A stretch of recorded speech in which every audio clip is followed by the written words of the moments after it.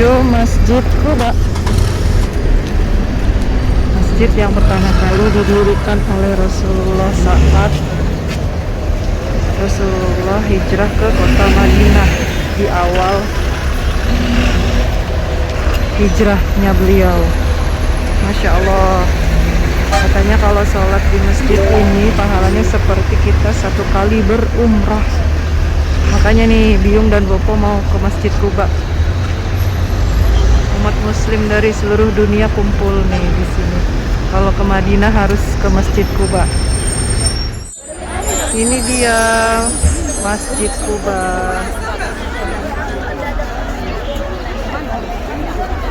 Oh iya, kenapa Masjid Quba pilarnya ada 4? Kira-kira ada yang tahu nggak, Bu Bizen? Ini pemandangan sekitar Masjid Quba. Nanti Bapak yang jawab ya, kenapa Masjid Quba pilar atau towernya itu ada 4? Rame. Burung-burungnya banyak banget. Habis itu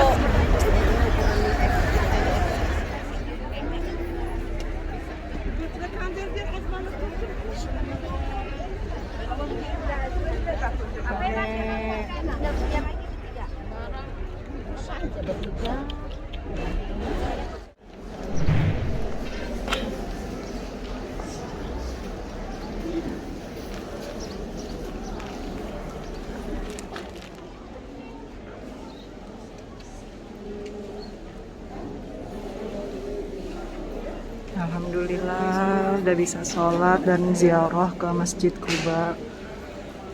Mudah-mudahan doa Biung apapun itu yang terbaik diijabah oleh Allah. Amin ya Allah. Coba.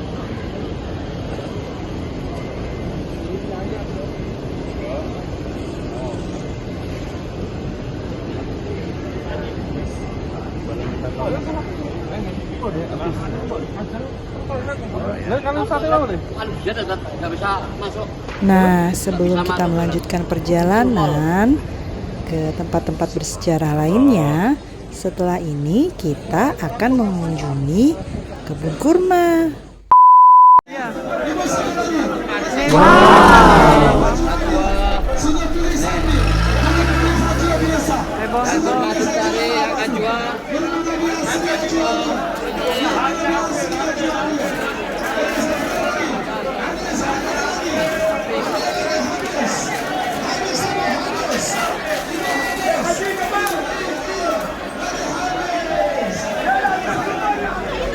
Apa itu, Pak? Mana? Ada yang nitip nggak? Enggak. Nggak ada. Segar banget nih.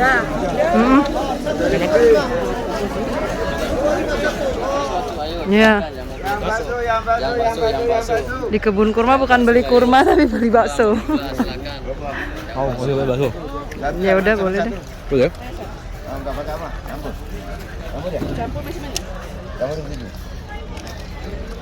Mau? Beli satu apa dua? Enggak ada pecahan berarti? Terserah. Satu aja kali ya? Satu aja. Dua. Oh ini. Bukan beli kurma malah beli bakso ya, Bu, di kebun kurma. Makan bakso. Iya. Ya Haji, coba bakso 20 rial. Uang Jokowi 100.000 rupiah. Enak nggak? Bakso aci nih. Bakso aci. Ya lumayan lah buat kangen-kangenan. Alhamdulillah makannya di kebun kurma yang rindang. Setelah singgah di kebun kurma, berbelanja dan juga mengisi perut serta melepas dahaga, kita melanjutkan perjalanan mengunjungi tempat bersejarah di kota Madinah. Nah, ini adalah salah satu tempat yang bersejarah, namanya Jabal Uhud. Cung, siapa yang sudah pernah ke sini? Ada yang tahu nggak sejarahnya tentang apa? Yang insya Allah nanti akan diangkat ke surga.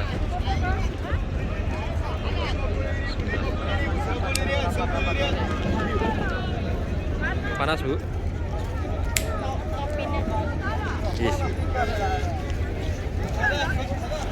Bismillahirrahmanirrahim. Sampai di Jabal Uhud. Di situ yang makam-makam para syuhada. Makam-makam para syuhada yang dimakamkan di Jabal Uhud. Sini ada makam paman Nabi Muhammad, Hamzah bin Muthalib. Assalamualaikum ya Sayyidana ya Hamzah يا عم رسول الله ya Rasul يا عم حبيب الله ya Habibullah يا عم مصطفى ya Amma Mustafa يا أسد الله ya Asyhadullah وأسد رسوله wa asyhadu rasuli. السلام عليك Assalamualaikum يا عبد الله ya Abdullah. يا ابن جحش السلام عليك. Alhamdulillah, setelah berziarah dan mendoakan para syuhada di makamnya, kita juga berkesempatan untuk berdoa di Jabal Uhud. Nah, untuk esok harinya kita akan bertemu seseorang. Biyung sudah janjikan akan mengenalkan orang tersebut di part 1. Tonton terus vlog ini ya. Assalamualaikum. Nah, ini orangnya yang Biyung ingin kenalkan ke kalian. Beliau adalah kerabat di kampungnya Bopo, namanya Pak Hari. Sebut saja Kang Hari. Beliau sudah lama bekerja di Madinah dan sudah akrab sekali dengan rute ataupun jalan-jalan di Madinah. Makanya kita mau diajak berkeliling, wisata kuliner, berbelanja, dan tentunya kita akan mengunjungi tempat bersejarah lainnya. Siapa yang masih penasaran? Cus, ikutin kita ya. Ini gedung parkir Masjid Nabawi. Jadi bawahnya pasti. Oke. City Tour Madinah.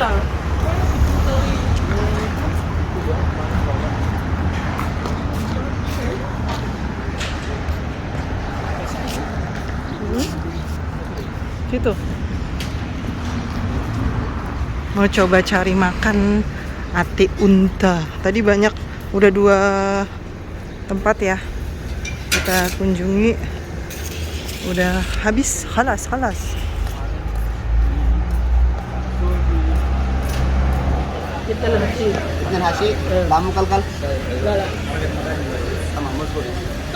Ngerti nggak kamu?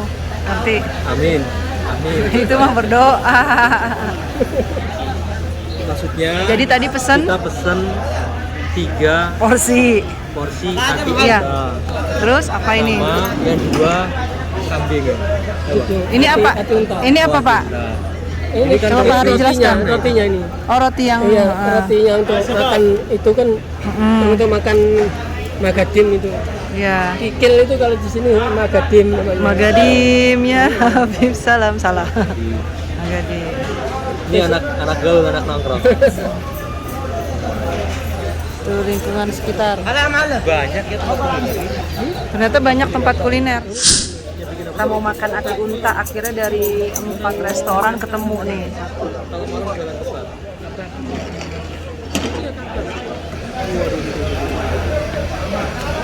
Habib sih, sekian syal. Pepsi? Pepsi apa teh? Oh, teh. Teh ada. Sahi. Ini sahi. Saya Habib ya. Kalau yang limon kasih limon, kalau kacang. Ini kayak soto ya. Hah? Soto kikil khas Madinah. Ya. Ini kikilnya kikil kambing. Bagi penikmat kambing pasti suka sekali.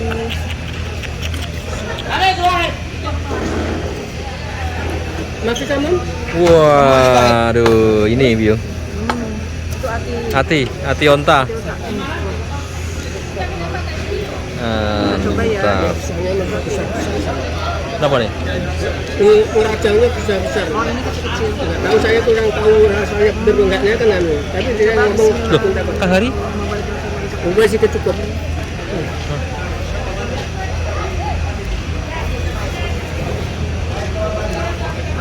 Gimana, Biung? Enaknya kalau sudah Ya. yang kedua ini nggak apa-apa. Ini aja. Alhamdulillah. makan Kan ungkul, kalau sini kan ungkul. ati unta. Kalau di kita kan namanya kicil kan mesti dicampur-campur kan. Nggak mungkin asli kicil gini kan enggak. Gitu. Enak. Alhamdulillah. Selamat sarapan. Sarapan biu. Sarapan kedua.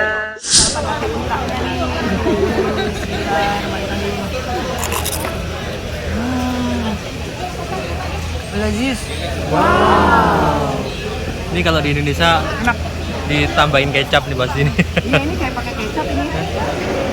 Ditambahin sambal. Sama roti cane. Ini rotinya kok. Hah? Sobek. Ati unta rasanya ya kayak ati pada umumnya ya. Kayak ati sapi. Sapi kayak gimana? Enak. Ati unta.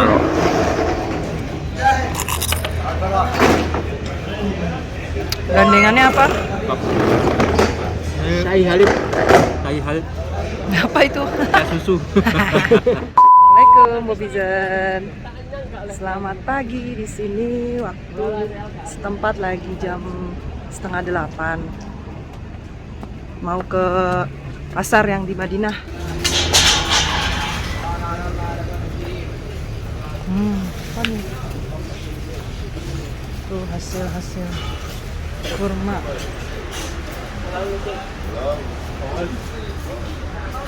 Mau cari kurma.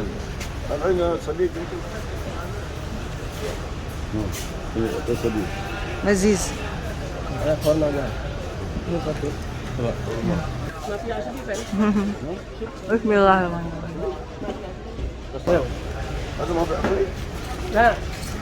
Untuk informasi aja ya, kalau beli kurma itu yang kurma ajwa awali. Kenapa? Karena menurut orang sini yang awali itu adalah suatu daerah dekat daerah Masjid Kuba. Di sana itu pertama kali Rasulullah menanam bibit dan juga memanen bibit kurma ajwa tersebut. Jadi di sini tuh ajwa juga tingkatannya beda-beda. Jangan sampai salah pilih. Kalian boleh tuh pergi ke kebun kurma yang kayak Bopo Biung kemarin itu. Di sana bisa cek-cek harga. Kemarin itu 1 kilonya kalau yang awal itu 120. Tapi kita di sini nih di pasar, kalau kalian mau ke pasar tuh lebih murah, cuma 45 real saja. Kalau dikaliin kurang lebih ya sekitar hampir 200 ribuan lah kalau uang Jokowi. Uang rupiah maksudnya. Ya udah, Biung sama Bopo lanjut jalan lagi ya. Wah, alhamdulillah Bobizen. Akhirnya kita sudah dapat kurma ajwa untuk oleh-oleh. Selanjutnya, Pak Hari akan mengajak kita mengunjungi beberapa masjid yang sempat kita lewati kemarin saat city tour bersama jamaah travel. Namun kita tidak sempat singgah di sana mengingat singkatnya waktu karena kita ingin banyak konsentrasi ibadah di Masjid Nabawi. Namun karena hari ini kebetulan Kang Hari bisa mengantar, jadilah kita diantar beliau bisa mengunjungi beberapa masjid dan juga tempat-tempat perbelanjaan lainnya. Itu pelan-pelan dan kan gilir gitu, nggak mungkin tadi antri gitu. Dari situ pelan-pelan terus akhirnya selawat terus, insya Allah tercapai. Ini namanya masjid apa Pak? Sabak Masjid. Sabah. Sabak Masjid. Oh iya, berarti ada 7 Ada masjid. kecil. Iya, kecil-kecil. Para sahabat Nabi. Yang ini kan punya itu. siapa? Dikasih Umar, namanya. Utsman, mungkin punya itu. Tapi nggak ada label namanya ya. Yang ini. Sini nggak di. Iya. Jadi kalau di Arab atau di Madinah yang tempat-tempat bersejarah itu biasanya dibikin masjid biar nggak digusur sama pemerintah. Itu ada yang sholat kayak. Iya, kalau Jadi dibuat dibuka. masjid. Jadi Bekas-bekas bikin parit masjid itu gitu ya biar ini. nggak Biar nggak dibongkar. Ini masjid yang kedua milik siapa ini? Tiap. Cik. Mana? Alhamdulillah. Dari mana? Dari Al Ghasim saya. Ini masjidnya dibangun sama pemerintah setempat supaya bisa buat Jumatan juga. Tapi kalau bisa berkumpul di pusatnya di Nabawi. Nanti kita sholat Jumat, ini kebetulan hari Jumat ya. Perempuan di sini juga bisa sholat Jumat. Jadi total masjid yang disampaikan tadi itu ada 7 sebenarnya. Nah, yang 3 itu milik Rasul, kemudian anaknya Siti Fatimah dan sahabatnya Salman Al-Farisi. Kemudian yang 4 lainnya itu dinamakan Khulafaur Rasyidin, Abu Bakar Siddiq, Umar Al-Faruq, Utsman bin Affan dan Ali bin Abi Thalib. Oke, kita ke masjid selanjutnya ya. Di sana tuh yang lain-lainnya tuh masjid yang kecil-kecilnya. Assalamualaikum Hobizan. Alhamdulillah Biyung sudah sampai di Masjid Qiblatain. Masjid Qiblatain ini adalah masjid yang terdiri ada 2 kiblat. Maksudnya itu bukan kiblatnya ada 2 di dalam masjid ini. Cuma dulu menurut sejarahnya itu baginda Rasulullah pernah sholat di daerah sekitaran sini. Dulu masih menggunakan kiblatnya itu di Masjidil Aqsa waktu Isra Mi'raj ya, peristiwa Isra Mi'raj. Nah, pada saat itu ada sedikit perselisihan di hati Rasulullah karena sering diejek oleh umat Yahudi ya. Rasulullah kan sering diejek kenapa tidak mau mengikuti agama mereka, agama Yahudi. Tapi kenapa kiblatnya itu di Palestina, di Aqsa. Lalu hatinya Rasul kan agak sedikit, kalau orang Jawa bilang ngegrundel. Jadi Rasulullah terus berdoa di sini, dan pernah suatu masa beliau sedang sholat zuhur. Sholat zuhur itu kan 4 rakaat ya. Nah, 2 rakaatnya itu beliau masih menghadap Masjidil Aqsa, dan di 2 rakaat selanjutnya Allah menurunkan wahyu dalam surah Al-Baqarah ayat 144. Nah, kemudian di rakaat ketiga keempat akhirnya beliau meneruskan memalingkan wajahnya di surah Allah ya, melalui wahyu dalam Quran tersebut ke Masjidil Haram Mekah saat ini. Makanya dibilangnya ini sejarahnya Masjid Qiblatain. Biasanya di sini juga bisa untuk sholat Jumat. Fasilitasnya juga udah ada lift sama eskalator. Alhamdulillah.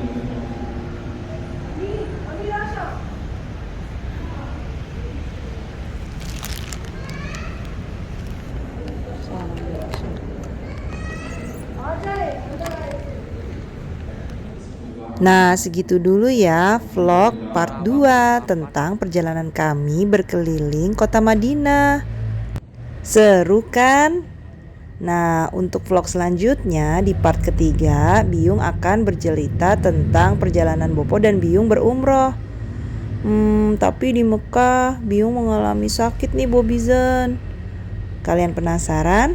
Tunggu ya. Nah, di sekitar Masjid Qiblatain Biyung udah selesai sholat. Masjidnya megah ya, gede sekali. Nanti kita lihat sama. Nah, itu Bopo juga udah selesai sholat.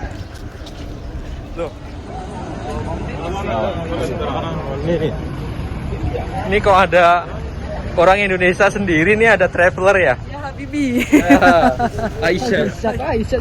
Ya Habibah dong. Ya Habibah. Nah, ini kelihatan tuh. Ya, ini Masjid Qiblatain yang tadi Biyung jelasin sejarahnya. Nah, kenapa sih Masjid Quba itu memiliki 4 menara? Menurut Ustadz Rian, yaitu mutaif kita sewaktu umrah kemarin, Masjid Quba merupakan masjid urutan keempat dengan pahala terbesar di dunia. Yang pertama Masjidil Haram, yang kedua Masjid Nabawi, yang ketiga Masjidil Aqsa, dan yang keempat adalah Masjid Quba. Nah, mudah-mudahan bisa menjawab pertanyaan kita selama ini ya. Terima kasih.